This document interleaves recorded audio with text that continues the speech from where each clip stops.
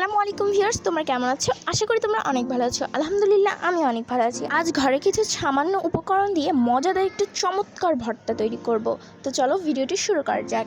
আমি একটি আলু ফালা করে কেটে নেব, দুটা পটল ফালা করে কেটে নেব, দুটা তিনটা রসুনের কোয়া নিয়ে নেব, সাথে 3-4টা কাঁচামরিচ আর আমার ঘরে থাকা টাকি মাছ। এটা অন্য মাছ দিয়েও করা যায়। হলুদের গুঁড়া, মরিচের গুঁড়া আর লবণ দিয়ে ভালো করে মেখে নেব।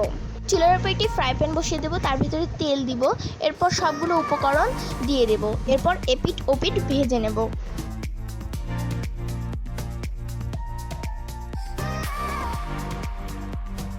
ভালো করে ভেজে নেওয়া আমার শেষ। এরপর আমি ভেজে রাখা কাঁচামরিচ, ভেজে রাখা শুকনা মরিচ ও ভেজে রাখা রসুন দিয়ে ভালো করে তেল দিয়ে ভর্তাটা বানিয়ে নেব।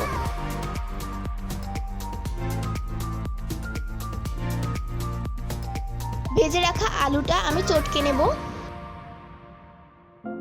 এরপর পটলটাকে আমি ভর্তা বানিয়ে নেব। মাছটাকে ভেঙে নেব, এরপর সবগুলো উপকরণ একসাথে মিশিয়ে নেব। এই ভর্তাটা অসম্ভবে মজার, না খেলে বুঝতেই পারবেন না। একবার বাসায় ট্রাই করে আজকের মতো এখানেই বিদায়। সবাই ভালো থাকবেন, সুস্থ থাকবেন। আসসালামু আলাইকুম।